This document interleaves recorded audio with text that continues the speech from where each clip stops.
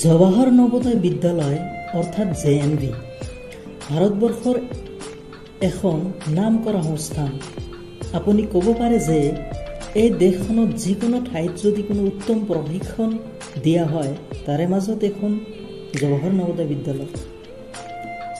নৱোদয়ত admission কেনেকৈ ল'ব পাৰি, পঢ়া শুনা কেনেকুৱা হয়, ফিজ কিমান লাগে, কাৰ কাৰণে লাগে আৰু কোন শ্ৰেণীৰ পৰা লাগে, ইয়াৰ খোৱা লোৱা আৰু থকাৰ ব্যৱস্থা কেনেকুৱা, ইয়াৰ ৰুলছ ৰেগুলেশ্যনবোৰ কি ধৰণৰ, আমি এই ভিডিঅ'খনত সকলো কথা বিস্তাৰপূৰ্বকভাৱে জানিবলৈ চেষ্টা কৰিম। কোনো তথ্য যাতে মিছ নহয় তাৰ বাবে ভিডিঅ'খন পৰিপূৰ্ণভাৱে চাব। তো হেল্ল' এভৰিৱান, আপোনালোকে চাই আছে ইকৰাখন। ৰাষ্ট্ৰীয় শিক্ষানীতি 1986 চনৰ অন্তৰ্গত সমগ্ৰ দেশত জৱাহৰ নৱোদয় বিদ্যালয়ৰ গঠন কৰা হৈছিল। নীতিৰ হিচাপত ভাৰতবৰ্ষৰ সকলো জিলাত এখন এখনকৈ JNV নিৰ্মাণ কৰা হয়। আজি সমগ্ৰ ভাৰতবৰ্ষত সৰ্বমুঠ 661খন নৱোদয় বিদ্যালয় নিৰ্মাণ কৰা হৈছে। তাৰে মাজত অসমত মুঠ 28খন JNV আছে। যদি আমি JNVত এডমিশ্যনৰ কথা কওঁ, প্ৰায় সকলো JNVত ক্লাছ 6ত প্ৰত্যেক বছৰত মুঠ 80 ষ্টুডেণ্টকৈ নামভৰ্তি কৰা হয়। ইয়াতে এটা কথা ক্লিয়াৰ কৰি ল'ব যে JNVত কেৱল ক্লাছ 6তে নহয় 9th আৰু 11thতো এডমিশ্যন লয়, কিন্তু বহুত কম যদি সেইখন JNVত ভেকেঞ্চি থাকে। ইয়াৰ বাবে ক্লাছ 9thত টেষ্ট লোৱা হয় আৰু ক্লাছ 11thত ক্লাছ 10thৰ মাৰ্কশ্বিট চাই এডমিশ্যন লোৱা হয়। আৰু ক্লাছ 6ত এডমিশ্যনৰ বাবে প্ৰত্যেক বছৰত JNVST অৰ্থাৎ জৱাহৰ নৱোদয় বিদ্যালয় ছিলেকশ্যন টেষ্টৰ মাধ্যমত নামভৰ্তি কৰা হয়। এই টেষ্টৰ কাৰণে অনলাইন নাইবা অফলাইন জিলা JNVত যাই ফৰ্ম ভৰিব লাগে। এতিয়া আমি আলোচনা কৰিম যে JNVST পৰীক্ষা দিবলৈ কোনবোৰ ছাত্ৰ ছাত্ৰীয়ে সক্ষম। প্ৰথম ক্লাছ 3ৰ পৰা 5 লৈ চৰকাৰী বিদ্যালয়ত পঢ়ি থাকিব লাগে। দ্বিতীয়, বয়স 8ৰ পৰা 12 বছৰৰ মাজত হ'ব লাগিব। তৃতীয়, কোনো বিদ্যাৰ্থীয়ে দ্বিতীয়বাৰৰ বাবে JNVST দিব নোৱাৰিব। এতিয়া ৰিজাৰ্ভেশ্যন 80 ছিটছৰ মাজত 75% ৰুৰেলছৰ কাৰণে অৰ্থাৎ গাঁৱলীয়া বিদ্যাৰ্থীৰ কাৰণে আৰু 25% চহৰী অৰ্থাৎ আৰবান ষ্টুডেণ্টৰ কাৰণে। তাৰে মাজত তৃতীয় অংশ অৰ্থাৎ 3/2 বয়েজ আৰু 3/1 গাৰ্লছৰ কাৰণে। 80 ছিটছৰ মাজত যদি কেটেগৰী ৰিজাৰ্ভেশ্যনৰ কথা কওঁ, 27% OBCৰ কাৰণে, 15% SC আৰু 7.5% ST আৰু 3 ছিটছ দিব্যাংগ অৰ্থাৎ ফিজিকেলি হেণ্ডিকেপ ষ্টুডেণ্টৰ কাৰণে।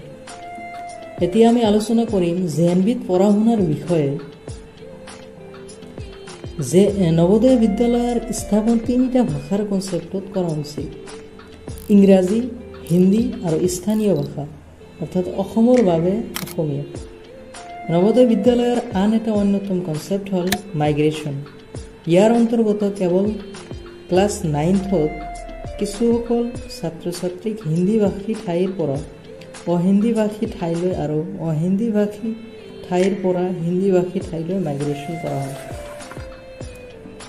আমাৰ অসমৰ ষ্টুডেণ্টৰ বাবে জেনেৰেলি মাইগ্ৰেশ্যনৰ কাৰণে উত্তৰ প্ৰদেশ, বিহাৰ, মধ্যপ্ৰদেশ ইত্যাদি মাইগ্ৰেশ্যন কৰা হয়। হিন্দীভাষী ঠাইলৈ কেৱল এবছৰৰ কাৰণে পঠোৱা হয়। মাইগ্ৰেশ্যনৰ মূল উদ্দেশ্য হ'ল সংস্কৃতিৰ আদান প্ৰদান। JNVত পঢ়া শুনাৰ ব্যৱস্থা বহুত ভাল। ইয়াৰ শিক্ষকবোৰ হাইলি কোৱালিফাইড আৰু বিভিন্ন ৰাজ্যৰ বাসিন্দা। পঢ়া শুনাৰ লগতে অন্যান্য গতিবিধিত ধ্যান দিয়া হয়।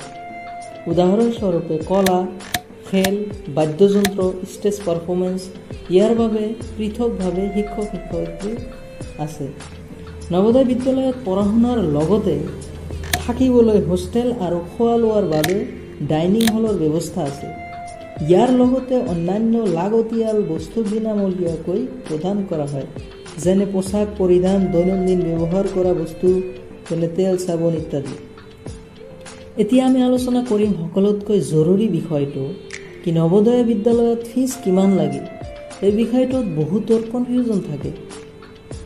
প্ৰথমতে মই ক্লিয়াৰ কৰি দিওঁ যে ছোৱালীৰ বাবে জেএনভিত কোনো ধৰণৰ ফিজ নালাগে আৰু SC/ST বয়সৰ কাৰণে নালাগে।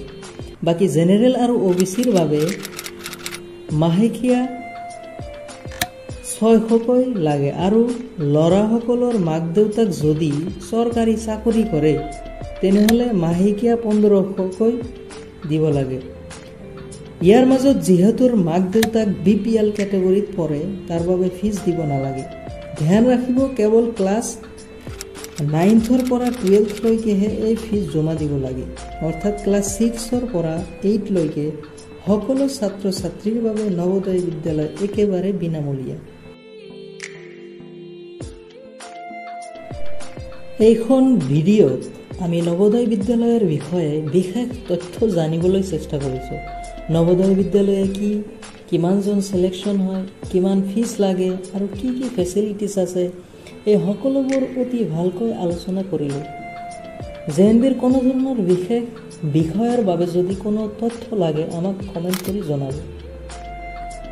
আৰু ধন্যবাদ সকলোকে মনোযোগ দি শুনাৰ কাৰণে আৰু চোৱাৰ কাৰণে।